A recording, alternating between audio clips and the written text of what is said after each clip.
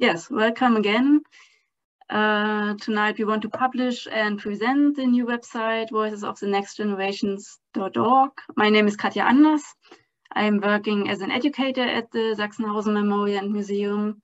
And together with my colleague Marlene Jatsch, I will guide you through the event tonight. And we will start with an introduction to the project, Voices of the Next Generations. We are very happy to have several participants of the project here with us tonight.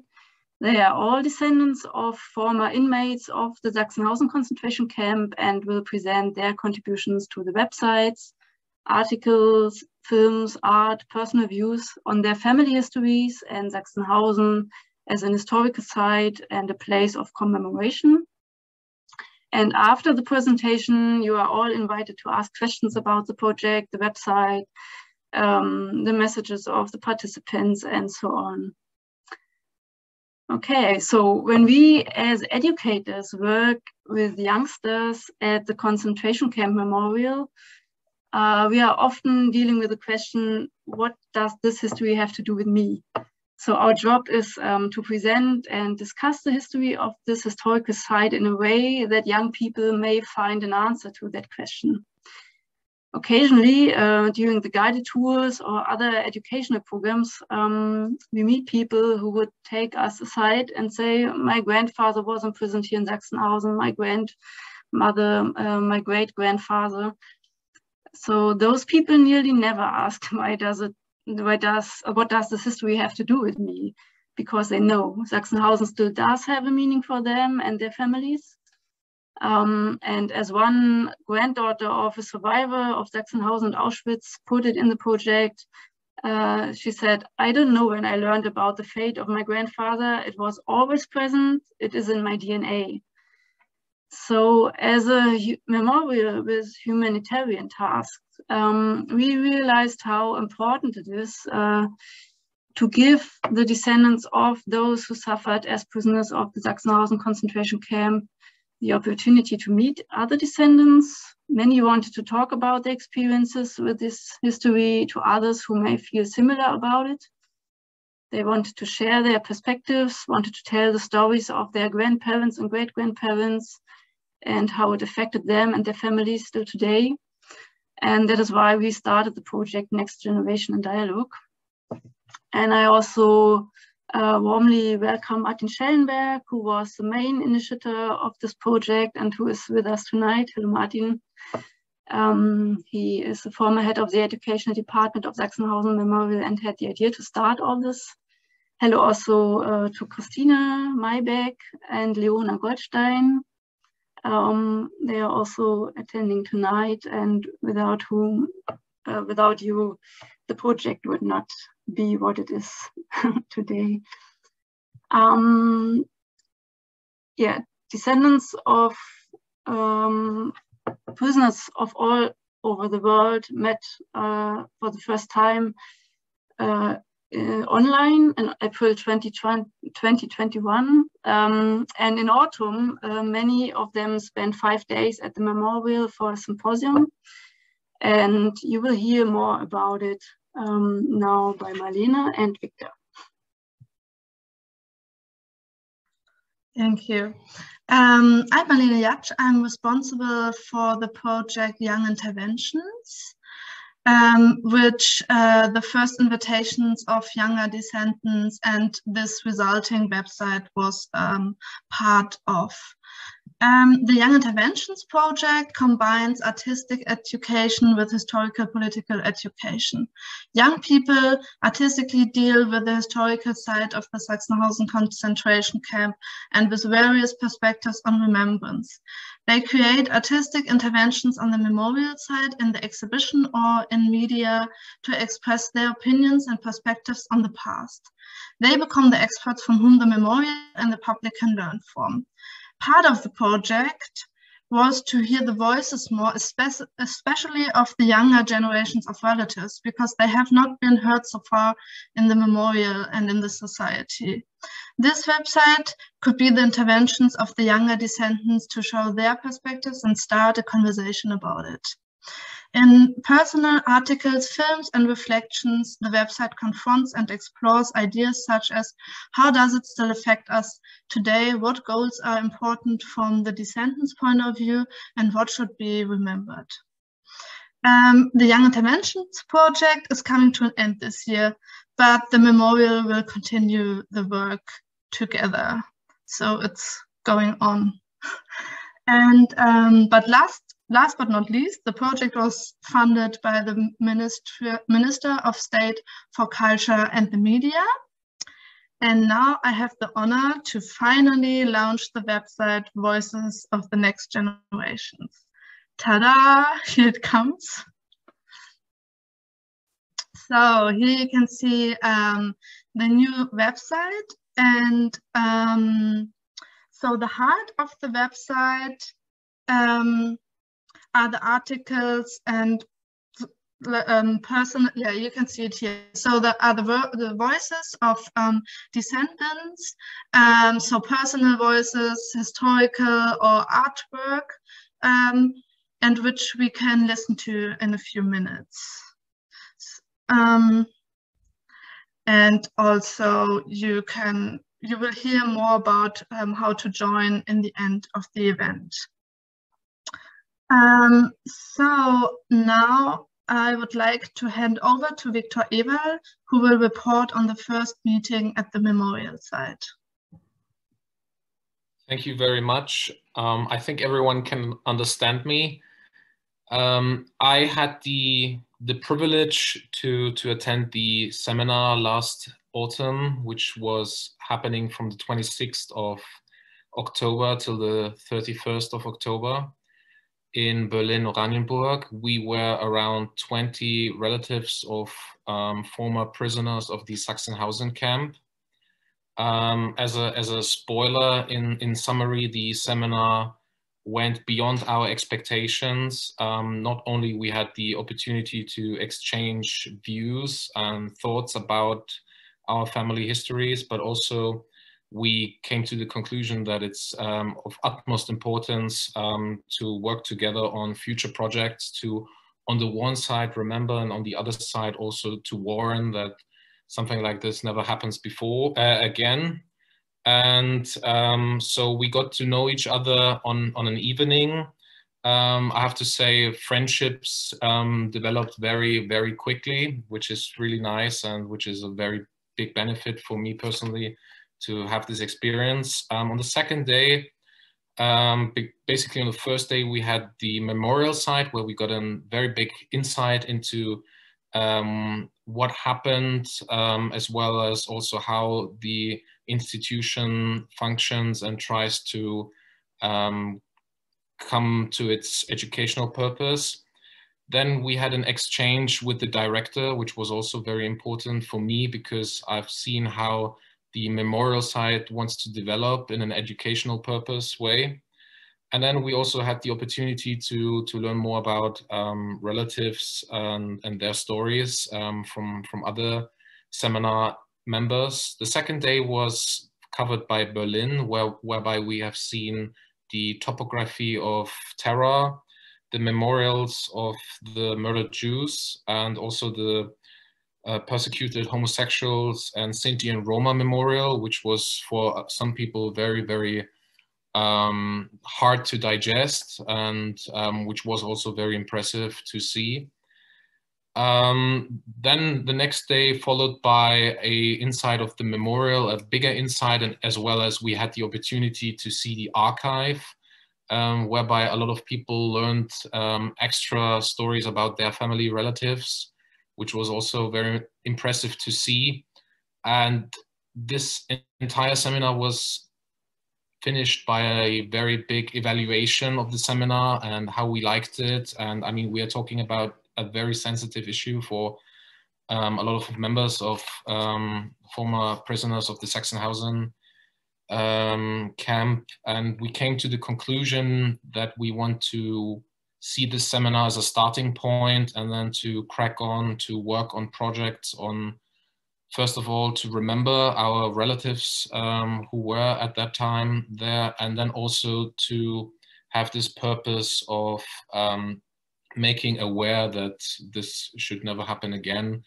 And this all led to a website whereby I had the opportunity to write some text, but also we had also the opportunity to produce videos and different formats. And we also came to the conclusion, that's my final bit, that we want to continue this work and are more than delighted to get other people working on this project. So it's more like a tipping point, and it will, I hope, go on for many months and years. Yeah, that's basically from me. Thank you, Victor. Yes, part of this symposium was also a video workshop or film workshop, and Leona Goldstein supported those participants who wanted to show their motivations in a film, and I learned how diverse they are, the perspectives, the motivations to join. And this is also what one of the films shows. I think it's called Why We Are Here, and maybe now we can see it.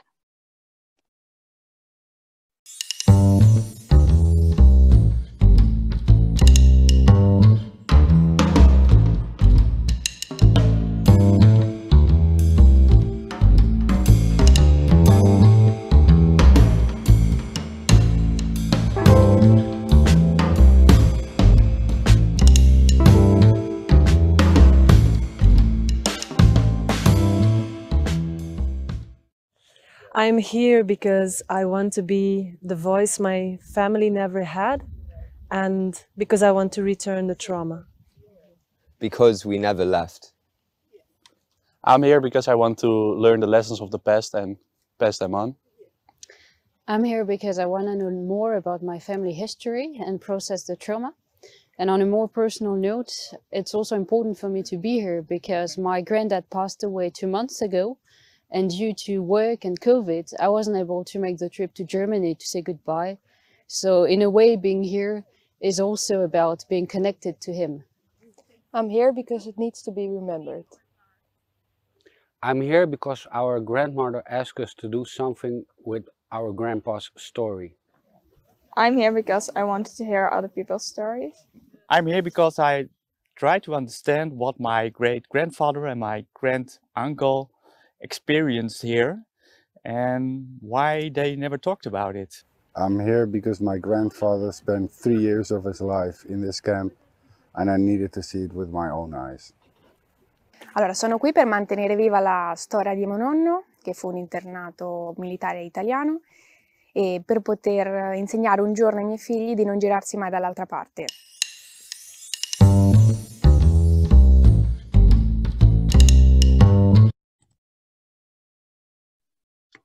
Yeah, you will find this film on the main page of the website.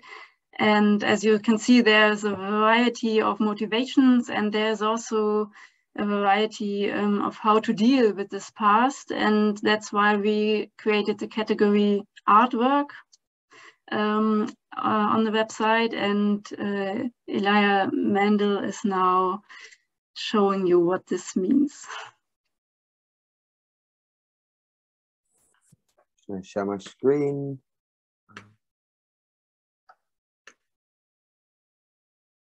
So here are just some images of some film I developed while I was participating in the workshop.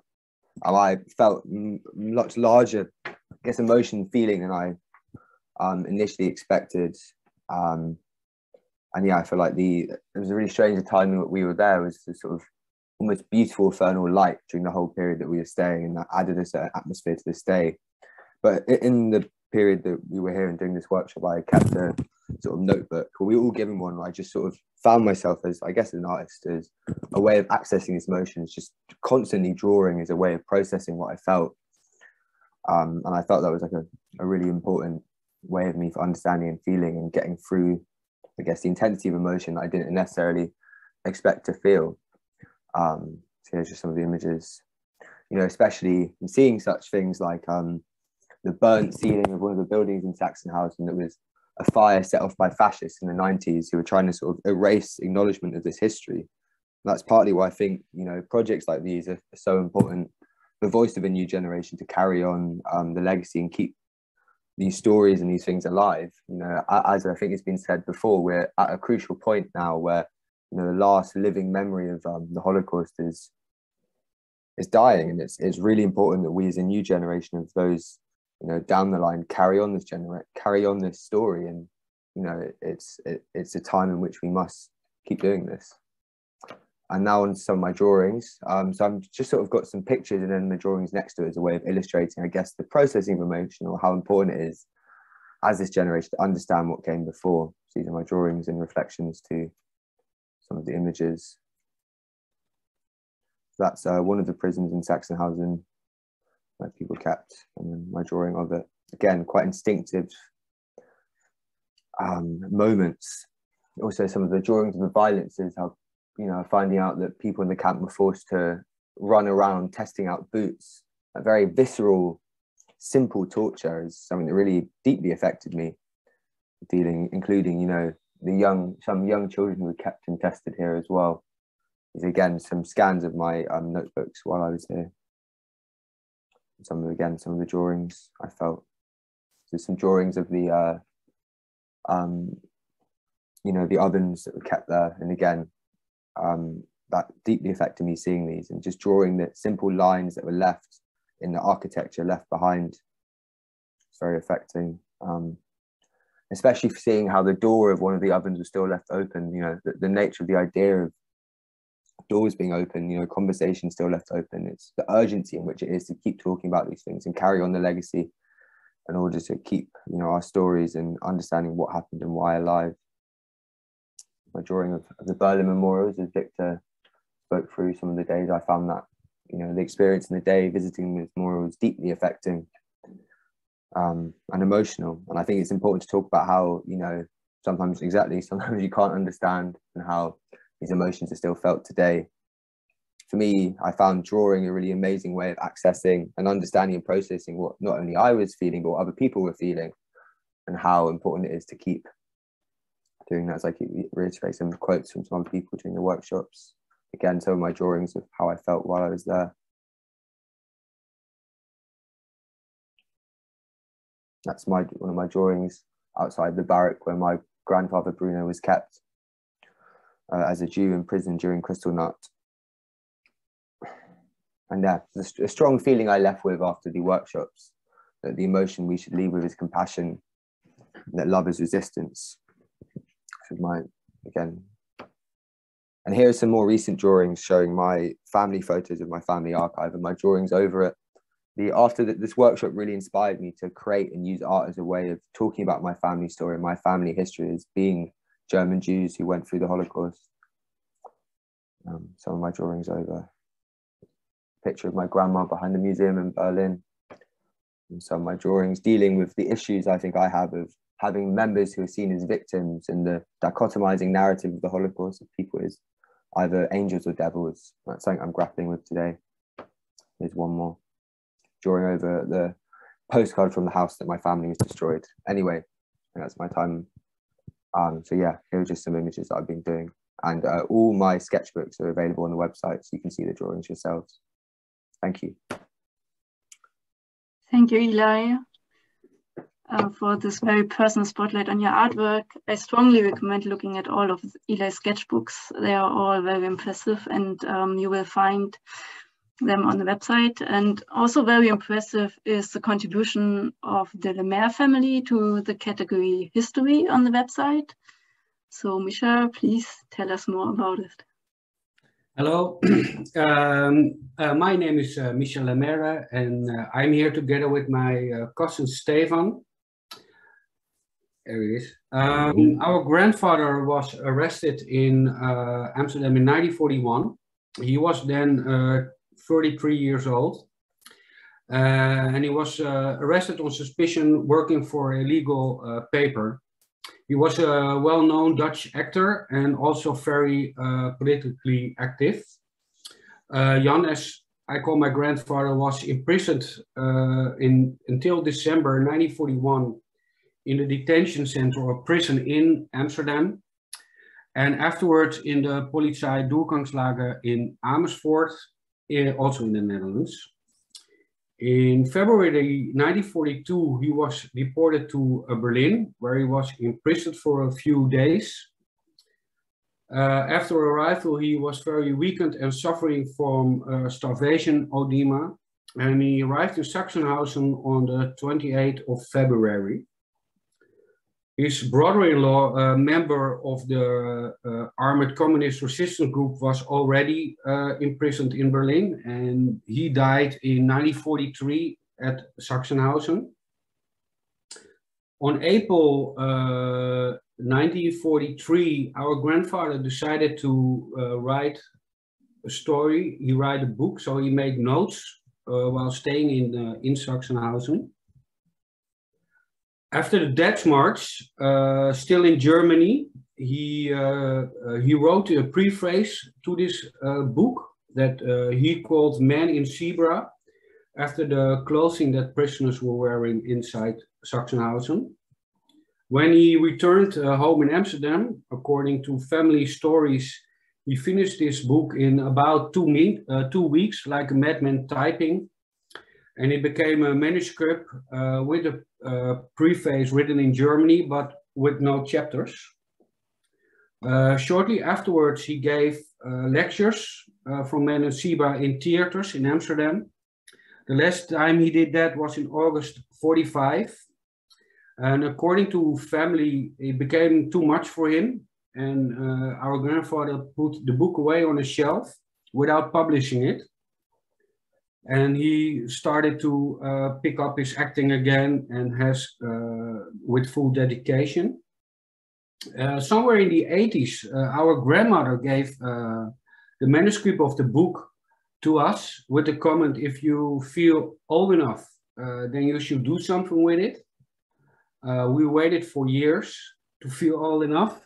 And actually about 2 years ago, Stefan and I published this book. Well, in October, we were also present with 2 great-grandchildren who cannot be here today because they are celebrating King's Day in the Netherlands.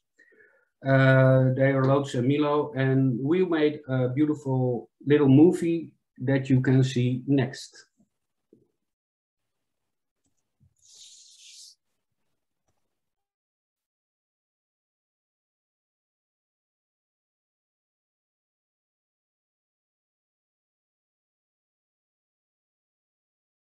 From early 1942 until 1945, our grandfather was imprisoned in Sachsenhausen.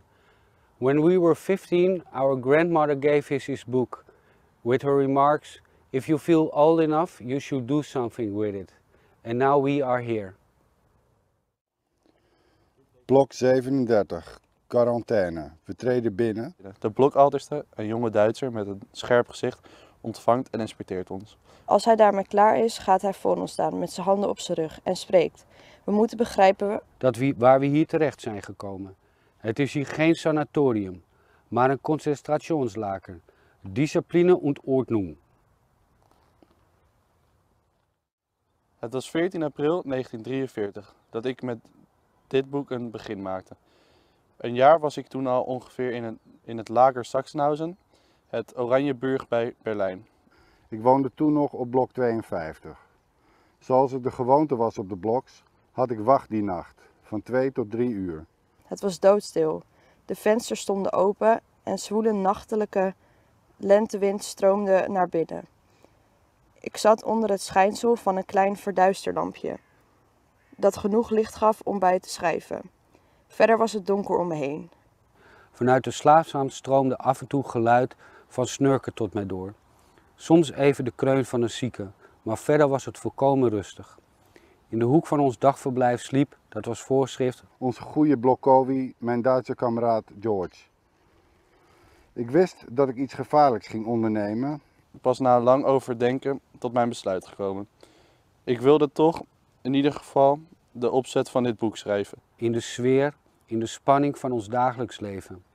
Ik kon ermee in moeilijkheden komen, zeker. Maar ik zou er wel goed voor zorgen dat mijn kameraden buiten schot bleven. Maar dit boek schrijven in een rustige studeerkamer, aan een schrijftafel, geheel buiten dit kampleven, scheen mij onjuist. Hier moest het geboren worden, tot leven komen. Hier midden in de hel van verraad, terreur en dood. Zou daar in Holland niet veel vergeten worden? Niet de gruwelen, niet de martelingen. Die zullen wij nooit kunnen vergeten. We zouden die stemmingen en die sferen, die gevoelens en gedachten niet vervagen. In ieder geval, ik begon. Ik moest beginnen. Het liet mij niet met rust. Waar eindigt de voorzichtigheid en waar begint de lafheid? Ook het typische gevoel, een gevoel dat volkomen bedriegelijk kan zijn, dat ik er doorheen zou komen, versterkte mijn besluit. On the 7th of May 1945, after the Death March, Jan was liberated at Schwerin. He wrote his book in 2 weeks without any chapters.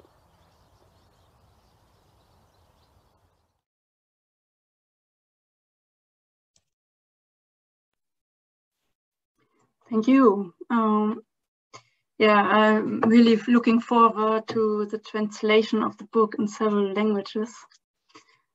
Anouk Fouquier was also attending the symposium, and she created a very intense insight into her family's legacy, which you will find at the section Personal on the website. Anouk, tell us more about it. Yes. Good evening, everyone. My name is Anouk Fouquier from Belgium. I am the great-granddaughter and granddaughter of several Nazi victims. My grandfather, Victor Fouquier, was imprisoned in Sachsenhausen. And when we as a group visited the memorial in October of last year, I was very honored to be introduced to documentary maker Leona Goldstein, who suggested that I would talk about my family history and specifically the intergenerational trauma that has been roaming in our family for generations. And in my opinion, the best way to talk about this is to watch the film that she made.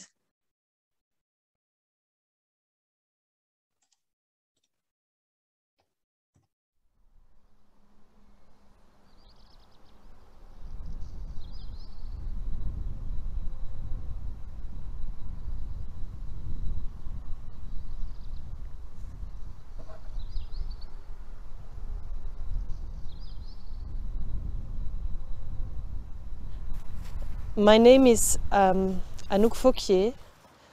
I am the granddaughter of Victor Fouquier, the great-granddaughter of Franciscus Fouquier, Louis Fouquier, and Romanus Ruel. My grandfather, Victor Fouquier, was captured and put in prison here in Sachsenhausen. And my 3 other family members were, via different other concentration camps, sent to Gießen in Austria, where they died. And my family ended up in this horrible situation because they were part of the resistance in Belgium. Having all these members of the family in concentration camps and only one returning back home, it created an enormous trauma that was passed on over the generations, because it was the situation in which my father was brought up and eventually in which I was brought up.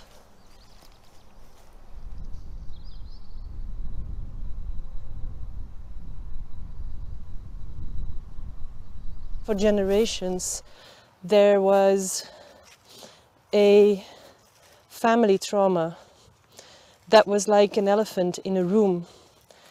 And since nobody was capable of defining this elephant, and nobody really wanted to talk about it directly, it took me 20 years to realize that my upbringing was different from a lot of other people, and that my family was suffering from the events that happened to them. I remember one particular event with my grandfather that sort of gives a good idea of what trauma is in our family. I must have been like 4 or 5 years old, probably 5, and my grandparents took me to the zoo. And upon arriving there, there was a little boy who was doing what a lot of kids do at that age, chasing doves. And he would run into a group of doves and the doves would fly up. And that image triggered so much anger and aggression with my grandfather that he ran to the child, who must have been, I mean, he was like a toddler, and he started shouting and screaming at the child that he was doing a terrible thing. And it was so bad that my grandmother had to calm him down and to take him away from the scene. And this scene always kept with me in such a way that I still have until today. If I see this happening, I'm not sure, in first response, I'm not sure if I have to be okay with kids running into or making birds fly away or not, or if I should let that go, or if I should feel angry about it. In the summer of 2019, I decided that for the first time in my life, I wanted to be confronted with the history of my family, and I wanted to make that decision on my own. Then I decided that I wanted to bring back the trauma of where it originated here in Sachsenhausen. And to do that in a proper way, I decided I had to bike from where I live in Belgium to Sachsenhausen, which is a 1,000-kilometer bike trip. And I did that on my own. So I had plenty of time to think and to reflect and to be able to return something that was given to us and that didn't belong in our family.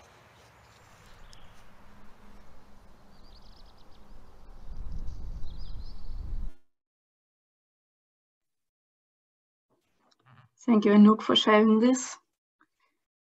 We have another short input by Amelie Reichmuth. Amelie, you did not only write a kind of online diary of your visit at Sachsenhausen, which you also published on the website, and you are also thinking a lot about the aim of the whole idea of descendants of former prisoners coming together and what could be the message or messages of the next generations. So maybe you can say something about it.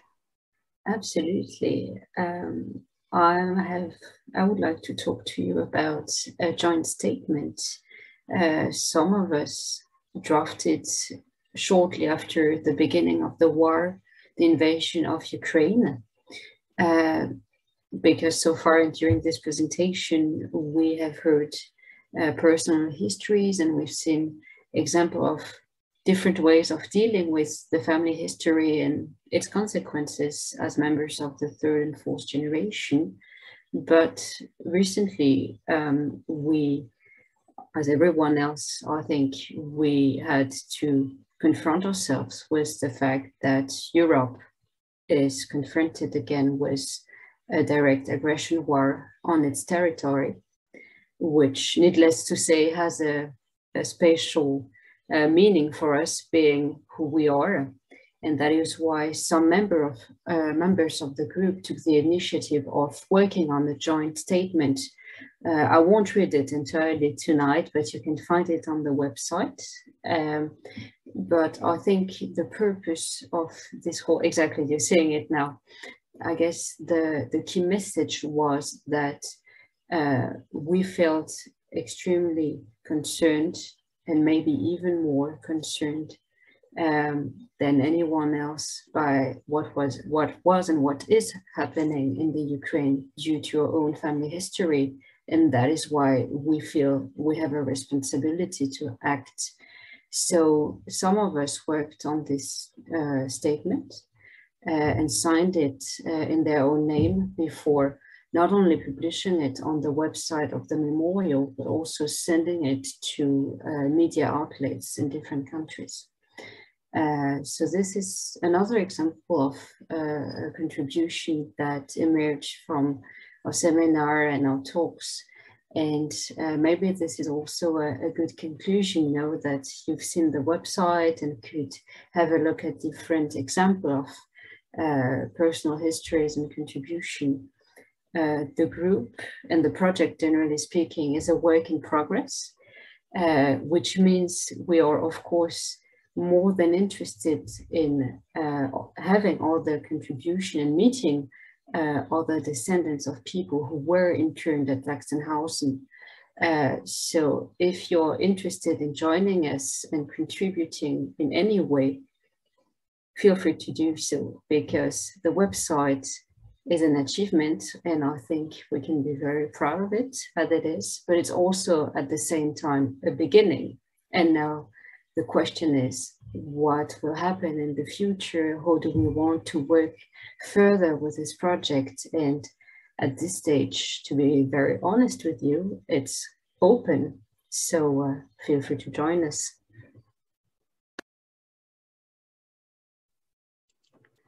Yeah, thank you all for your insights. Thank you also to all the participants who are not able to be here with us tonight. And I also want to mention Susanne Roland, who is here, and Anna Maria Roch, who designed and created the website. So thank you for your work and your patience.